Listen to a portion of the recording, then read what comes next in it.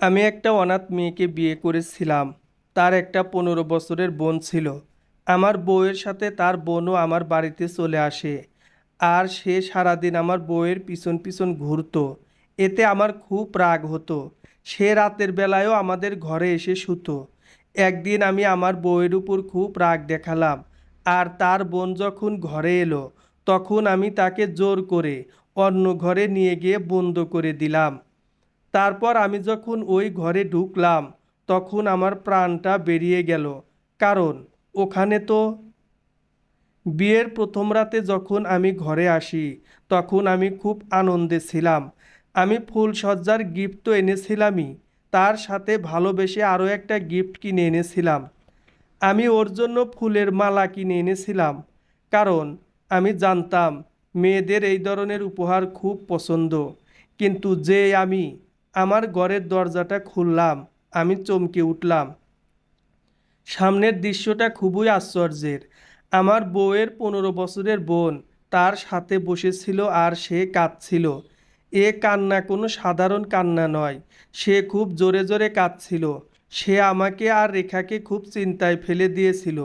রেখা তার বোনকে জড়িয়ে ধরে সান্ত্বনা দিচ্ছিল। আমি গিয়ে জিজ্ঞেস করলাম, রেখা, ওর কি হয়েছে? ওর শরীর ঠিক আছে তো? রেখা বলে, হ্যাঁ ঠিক আছে। ও কাঁদছে কারণ আমি নতুন জীবন শুরু করতে চলেছি। তাই ওর মনে হচ্ছে ওকে দেখার আর কেউ নেই। ওকে দেখে আমার খারাপ লাগে। আমি এগিয়ে গিয়ে রূপার মাথায় হাত রেখে বলি, তোমার কোনো চিন্তা নেই। তুমি রেখার বোন হও, তার মানে তুমি আমারও বোন। তুমি আমাদের সাথে এই বাড়িতেই থাকবে।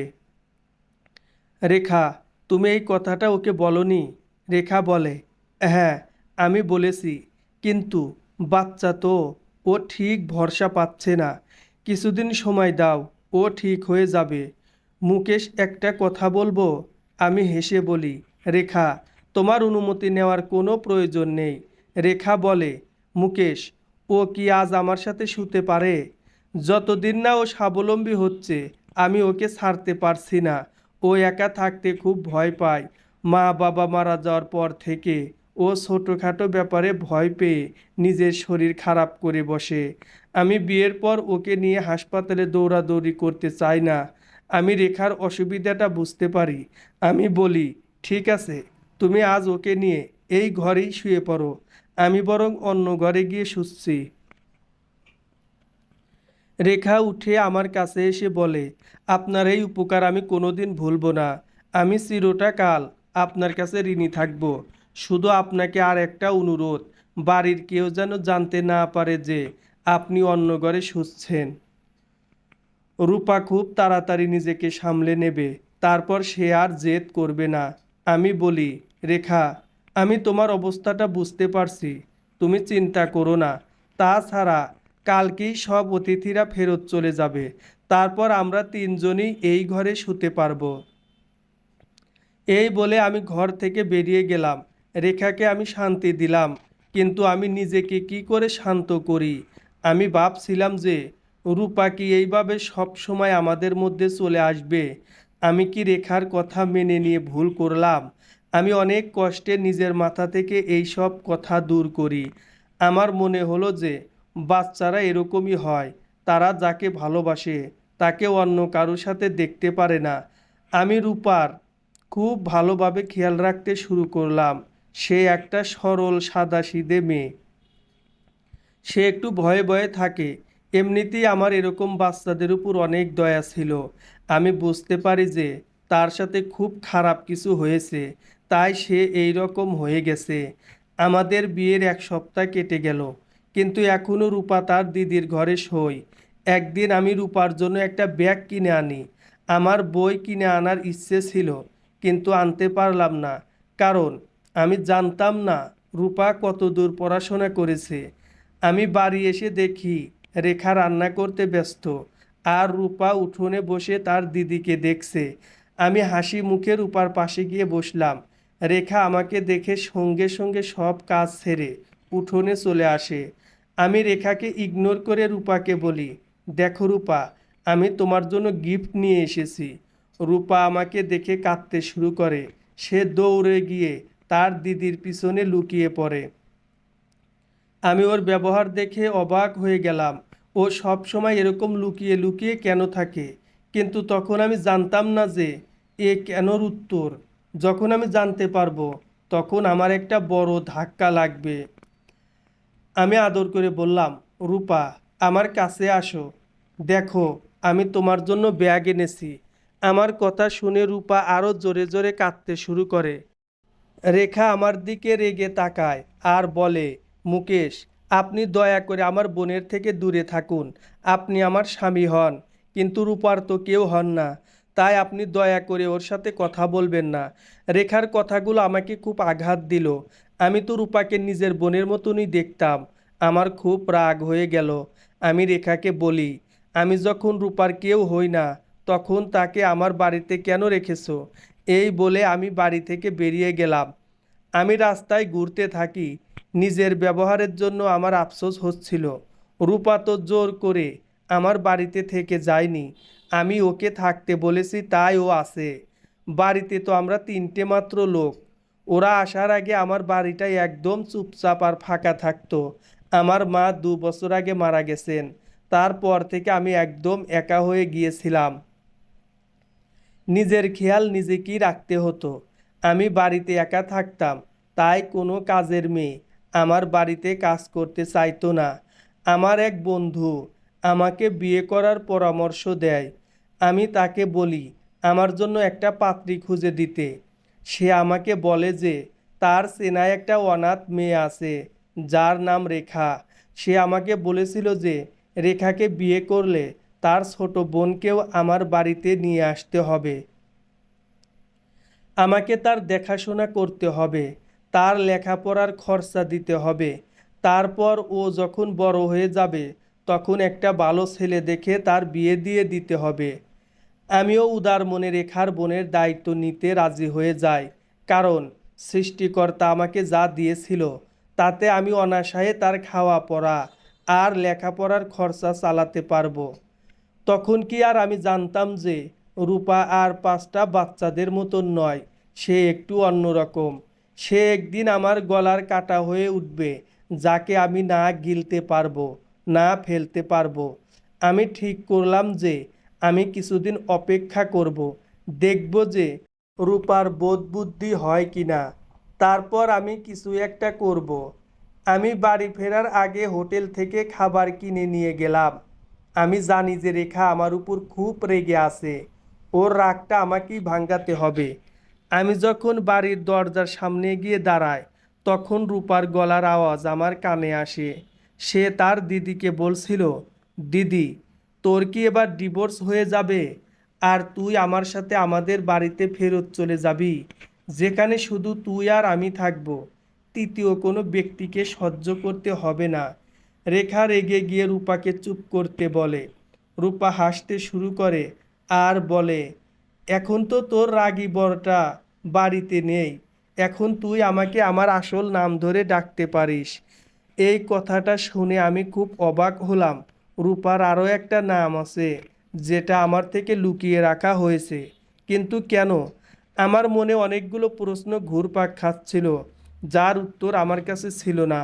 আমি দরজাটা খুলে বাড়ির ভিতরে ঢুকলাম। রেখা আমাকে দেখে দৌড়ে আসে আর বলে, মুকেশ, আপনি কোথায় চলে গিয়েছিলেন? আমার আপনার জন্য খুব চিন্তা হচ্ছিল। আমি এটা দেখে খুশি হলাম যে রেখা আমার উপর রেগে নেই। আমরা যখন কথা বলছিলাম তখন রূপা আবার কাঁদতে শুরু করে আর বলে, দিদি, তুই এর সাথে কথা বলিস না। এ আমার দিকে রাগি রাগি চোখে তাকায়। তোর বরটা খুব বাজে। রেখা সন্দেহের চোখে আমার দিকে তাকায়। আমি বলি, আমি কেন তোমার উপর রাগ করব রূপা? রেখা বলে, মুকেশ, আমি আপনাকে আগেও বলেছি আপনি আমার বোনের সাথে কথা বলবেন না। এই বলে সে রেখার হাত ধরে তাকে নিজের ঘরে নিয়ে চলে গেল। আমি হতবাক হয়ে দাঁড়িয়ে রইলাম। এবার আমার সন্দেহ হয় কিছু একটা গণ্ডগোল আছে। এতদিন আমি রূপার ব্যবহারকে তার ছেলে মানুষই ভাবতাম, কিন্তু ব্যাপারটা অতটা সহজ নয়। রেখা প্রতিদিনের মতন আমার জল খাবার বানাচ্ছিল। হঠাৎ সে কাজ থামিয়ে জিজ্ঞেস করে, মুকেশ, আপনি রূপার জন্য ব্যাগ কেন কিনে এনেছিলেন?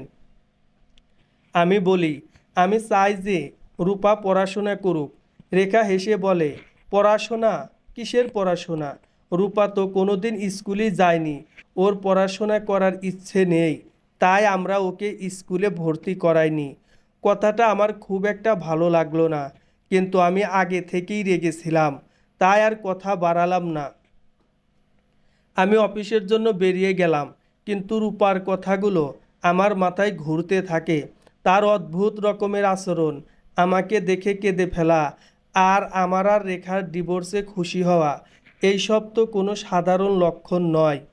আর রূপা কোনো দুধের শিশুও নয়, সে 15 বছরের একটা মেয়ে। এই বয়সের মেয়েরা তো অনেক কিছু বোঝে। ব্যাপারটা অতটাও সহজ নয় যতটা আমি ভেবেছিলাম। বিকেলে যখন আমি বাড়ি ফিরে এলাম, তখন রূপা আমাকে রাগানোর অনেক রকম চেষ্টা করে, আমাকে দেখে অদ্ভুত রকমের আচরণ করতে শুরু করে। আমি যখন রেখার সাথে কথা বলতে যাই, তখন সে রেখার হাত ধরে তাকে ঘরে নিয়ে চলে যায়। কিছুক্ষণ পর রেখা বাইরে এসে আমায় বলে, মুকেশ, আপনি রাতের খাবারটা খেয়ে নিজের ঘরে চলে যান, তারপর আমরা দুই বোন খেতে বসবো। রূপা জেদ ধরে বসেছে যে যতক্ষণ আপনি বাইরে থাকবেন ততক্ষণও ঘরের বাইরে বেরোবে না। আমার তো খুব রাগ হচ্ছিল, কিন্তু আমি কোনো রকমে নিজেকে সামলে রেখাকে বললাম, ঠিক আছে, রূপা না হয় পরে খাবে, কিন্তু তুমি তো আমার সাথে বসে খাও। রেখার উত্তর আমার মাথায় আগুন জ্বালিয়ে দিল। সে বলে, মুকেশ, আপনি তো জানেন যে রূপা কীরকম জেদি মেয়ে, ও হাঙ্গামা শুরু করবে, তাই আপনি আমার কথা মেনে নিন। এই বলে রেখা নিজের ঘরে চলে যায়। আমি আর নিজের রাগ সামলাতে পারলাম না। আমি নিজের উপর নিয়ন্ত্রণ হারিয়ে ফেলি আর রেখার ঘরের দিকে এগুতে থাকি। আমি রেখার গলার আওয়াজ শুনতে পাচ্ছিলাম। সে রূপাকে বলছিল, বাবার সাথে তুইও মরে যেতিস, তাহলে আমি শান্তি পেতাম, অন্তত আমার জীবনটা বেঁচে যেত। কে জানে তুই আমার কোন পাপের শাস্তি। আমি দরজাটা খুলে ঘরের ভিতরে ঢুকে রূপার হাত ধরে টানতে টানতে তাকে বাইরে নিয়ে এলাম। এটা দেখে রেখা চমকে যায় আর বলে, মুকেশ, আপনি আমার বোনকে কোথায় নিয়ে যাচ্ছেন? ওর হাতটা ছেড়ে দিন। মনে হচ্ছে আপনি নিজের মধ্যে নেই। সত্যি বলতে আমি নিজের মধ্যে ছিলাম না। আমার বোধ বুদ্ধি কাজ করছিল না। যদি করতো তাহলে আমি এমনটা করতাম না। আমি রূপাকে নিয়ে গিয়ে অন্য একটা ঘরে বন্ধ করে দিলাম। তারপর রেখার হাত ধরে তাকে আমার ঘরে নিয়ে এলাম। এসে আমি রেখাকে জিজ্ঞেস করলাম, আমাকে সত্যি করে বলো, তোমার বোন এই রকম ব্যবহার কেন করে? রেখার চেহারার রং পাল্টে গিয়েছিল। সে কাঁদতে শুরু করে আর বলে, মুকেশ, আপনার দুটি পায়ে ধরি, আপনি আমার বোনকে ছেড়ে দিন।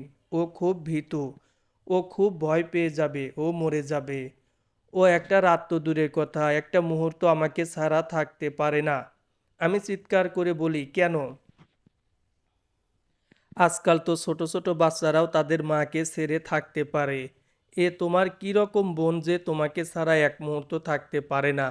আমার এইসব একদম পছন্দ নয়, আর আমি আর এইসব সহ্য করব না। তুমি তোমার এসব কান্নাকাটি বন্ধ করো। কিন্তু সে আরও জোরে জোরে কাঁদতে থাকে। আমি ঘরের বাইরে বেরিয়ে এসে ঘরে তালা লাগিয়ে দিলাম। তারপর নিজের ঘরে এসে দরজাটা বন্ধ করে দিলাম, যাতে রেখা আর রূপার আওয়াজ আমার কানে না আসে। দুই বোন মিলে জোরে জোরে দরজা ধাক্কা দিচ্ছিল। মনে হচ্ছিল তারা পারলে দরজাটাই ভেঙে ফেলবে। বেশ কিছু ঘন্টা ধরে এটাই চলতে থাকে, কিন্তু ভোর হওয়ার কিছুক্ষণ আগে দুজনেই থেমে যায়। দুটো ঘর থেকে কোনো আওয়াজ আসে না। আমি বাধ্য হয়ে রূপার ঘরের দিকে এগুলাম। আমি রূপার কাছে ক্ষমা চেয়ে তাকে রেখার কাছে নিয়ে যেতে চেয়েছিলাম, কিন্তু যেই আমি রূপার ঘরের দরজাটা খুললাম, আমার হাত পা ঠান্ডা হয়ে গেল, কারণ ওই ঘরে তো একটা ছেলে বসেছিল। আমি কাছে যেতেই সে ভয় পেয়ে কাঁদতে শুরু করে। আমি তাকে ঝাঁকিয়ে বলি, আমার সামনে চোখের জল ফেলে কোনো লাভ হবে না, সত্যি করে বলো তুমি কে, আর রূপা কোথায়? ছেলেটা কাঁদতে কাঁদতে বলে, আমি যদি আমার সত্যিটা আপনাকে বলি, তাহলে আপনি আমাকে বিক্রি করে দেবেন না তো? শুনে আমি অবাক হয়ে গেলাম। বললাম, না না, আমি কেন তোমাকে বিক্রি করে দেব? এই শুনে ছেলেটা একটু শান্তি পেল আর সোফায় গিয়ে বসে পড়ল। তার মুখে একটা উজ্জ্বল ভাব দেখলাম। সে বলে, যখন আমি জন্মেছিলাম তখন আমার বাড়িতে শোক পালন করা হয়েছিল। মনে হয়েছিল যেন আমি জন্মাইনি, আমি মরে গেছি। আমি যখন বড় হতে লাগি তখন আশেপাশে অনেক অত্যাচার দেখেছি। আমার বাবা আমার মাকে একটা মোটা ডান্ডা দিয়ে মেরে মেরে কালশিটে ফেলে দিত। বাবা আমার দিকে তাকিয়ে মাকে বলতো, এর থেকে ভালো হতো যদি তুই নিঃসন্তান হতিস, কিন্তু এটা তুই কাকে জন্ম দিলি। বাবার কথা শুনে আমি আয়নার সামনে এসে দাঁড়াতাম। রেখা বলতো যে বাবার কথায় কান না দিতে। আমি নাকি খুব ভালো দেখতে, কিন্তু আমি যদি ভালো হই তাহলে আমার জন্য মাকে কেন মার খেতে হয়। আমি রেখার কাছে টাকা চাইলে সে আমাকে 2 টাকার নোট ধরিয়ে দিত। আমি দৌড়ে দোকানে গিয়ে মায়ের জন্য আমার পছন্দ মতন টফি কিনে আনতাম। এসে মাকে সেটা খাওয়াতাম আর বলতাম, মা, এটা খেয়ে নাও, তুমি আরাম পাবে। মা আমাকে জড়িয়ে ধরে ফুপিয়ে ফুপিয়ে কাঁদত। তখন আমি খুব ছোট ছিলাম। আমার বয়সী ছেলেরা সারা দিন খেলে বেড়াতো, কিন্তু আমার খেলতে ভালো লাগতো না। আমি সারা দিন বাড়িতে বসে মাকে পাহারা দিতাম, যাতে বাবা এসে আমার মাকে না মারে। কিন্তু আমি অনেক চেষ্টা করা সত্ত্বেও 2-3 দিন পর পরই মা বাবার হাতে মার খেত। আমি আমার ছোট ছোট হাত দিয়ে মায়ের পা টিপে দিতাম, যাতে মা আরাম পায়। কিন্তু মা নিজের যন্ত্রণা ভুলে আমার ছোট ছোট হাতে চুমু খেত আর কাঁদতো। মা বলতো, আমার মার খেতে কষ্ট হয় না, তোর এইসব আচরণ দেখে আমার কষ্ট হয়। একদিন মা বাজার থেকে আমার জন্য একটা সাইকেল কিনে আনে আর বলে, তুই তো বাইরে খেলতে যাস না, তাই বাড়িতেই তোর খেলার জিনিস এনে দিয়েছি। আমি সাইকেলটা পেয়ে খুব খুশি ছিলাম। আমি খুশি হয়ে মাকে চুমু খাই। তারপর থেকে ডেলি রোজ রোদের মধ্যে আমি সাইকেল চালিয়ে বেড়াতাম। মা বলতো, এই শেষবার তোকে আমি রোদে খেলতে দিচ্ছি, এরপর থেকে তোকে আর রোদে বেরোতে দেব না। আমি কিছুক্ষণ পর পরই সাইকেল থেকে নেমে সাইকেলটাকে কাপড় দিয়ে মুছতাম, যাতে ওটা সব সময় নতুন মনে হয়। একদিন রাতে যখন বাবা বাড়ি ফিরে, তখন আমি সাইকেল থেকে ঝুলছিলাম। বাবা জিজ্ঞেস করে, ওকে এই সাইকেলটা কে কিনে দিয়েছে। বাবা আমার গালে 2টো চড় মেরে আমাকে সাইকেল থেকে নামিয়ে আনে। তারপর কুড়োল দিয়ে মেরে সাইকেলটা ভেঙে দেয়। এটা দেখে আমার চোখে জল চলে আসে। আমি রাতে না খেয়ে শুতে চলে গেলাম। রাতে মা আমার ঘরে আসে, আমার পাশে বসে বলে, চন্দা, আজ তোর সাথে আমার কিছু কথা আছে। তোর এখন 4 বছর বয়স হয়ে গেছে, তুই এখন অনেক কিছু বুঝিস। এখন তোর মা তোকে সব কথা বলতে পারে না, তাই না? আমি মাথা নাড়লাম। মা আমায় জিজ্ঞেস করে, তোর দিদির নাম কি? আমি বলি, রেখা। মা বলে, আর তোর নাম কি? আমি চুপ করে যাই। আমি বলি, বাবা আমাকে কমজাত বলে, আর তুমি আমাকে চন্দা বলো। এর মধ্যে আমার নাম কোনটা? আমার মায়ের চোখ সবসময় ছলছল করত। আজও তার চোখে জল দেখতে পাই। মা বলে, তোর কোনো নামই নেই। তোর 4 বছর বয়স হয়ে গেল, কিন্তু এখনো আমি ঠিক করতে পারলাম না যে তোর কি নাম রাখবো। বুঝতে পারছি না তোকে ছেলেদের নাম দেব না মেয়েদের নাম। আমি বলি, আমাকে মেয়েদের নাম কেন দেবে, আমি তো ছেলে। মা মাথা নেড়ে বলে, না, তুই ছেলে মেয়ে কোনোটাই নস, তুই হলি হিজড়া, থার্ড জেন্টার।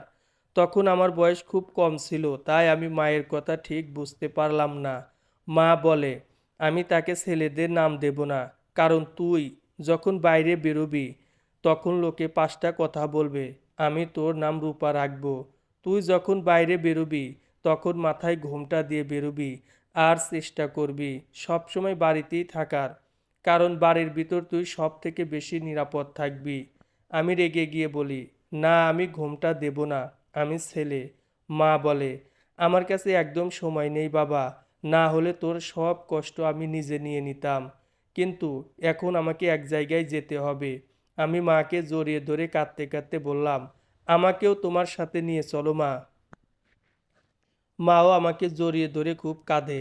তারপর আমি যখন ঘুমিয়ে পড়ি তখন আমাকে রেখার কাছে শুইয়ে দিয়ে মা চলে যায়। সকালে চিৎকারের শব্দে আমার ঘুম ভাঙে। রেখা জোরে জোরে কাঁদছিল। আমি যখন বাইরে আসি তখন দেখি মা শুয়ে আছে। রেখা আমাকে জড়িয়ে ধরে কাঁদতে কাঁদতে বলে, মা আর নেই। আমি তার মাথায় চাটি মেরে বলি, চুপ করো, মা ঘুমুচ্ছে, মা উঠে যাবে। রেখা আমাকে ঘরে নিয়ে গিয়ে আমার মাথায় উড়না চাপা দিয়ে বলে, আজ থেকে তুই রূপা। তোর মায়ের কথা মনে আছে তো? আমি মাথা নাড়লাম। রেখার থেকে 2 টাকা নিয়ে আমি দোকানে গিয়ে মায়ের জন্য টফি কিনে আনলাম। টফিটাকে পকেটে রেখে ঘুরতে লাগলাম, কিন্তু মা আর ঘুম থেকে উঠল না। গ্রামের সমস্ত মহিলারা এসে জড়ো হয়েছিল। তারা মাকে তার পায়ের খাটে শুয়ে নিয়ে চলে গেল। আমি তাদের পিছন পিছন যেতে লাগলাম আর বলতে লাগলাম, আমার মাকে কোথায় নিয়ে যাচ্ছ? মাকে ছেড়ে দাও। আমি মায়ের জন্য টফি নিয়ে এসেছি। আমি খুব ছোট ছিলাম, তাই আমার গলার আওয়াজ কারুর কানে এলো না। আমি তাদের পা ধরে বলতে লাগলাম, আমার মাকে নিচে নামাও। মা সকাল থেকে কিছু খায়নি, মায়ের খিদে পেয়েছে। টফিটা আমার পকেটেই রয়ে গেল, কিন্তু মা আর ফিরে এলো না। আমি খুব কান্নাকাটি করলাম, কিন্তু কেউ আমার কথা শুনলো না। কিছুদিন পর বাবাও মারা গেল। তারপর আমরা কাকার বাড়িতে চলে গেলাম। কাকাও বাবার মতন ছিল। আমার উপর অত্যাচার করত, আমাকে প্রায়ই মারতো আর বলতো, আমি তোকে গুরুর কাছে পাঠিয়ে দেব। তখন রেখা আমার পাশে দাঁড়াতো। কাকার ছেলে আমাকে নিয়ে মজা করত আর বলতো, তুই তো হিজড়া, একটু নিচে দেখা না। এই বলে সে আর কাকা খুব হাসতো।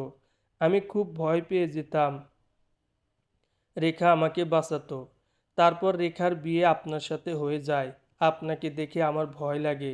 যদি আপনিও আমাকে গুরুর কাছে বেচে দেন। রেখা বলে যে আপনি ভালো মানুষ, আপনি এমনটা করবেন না।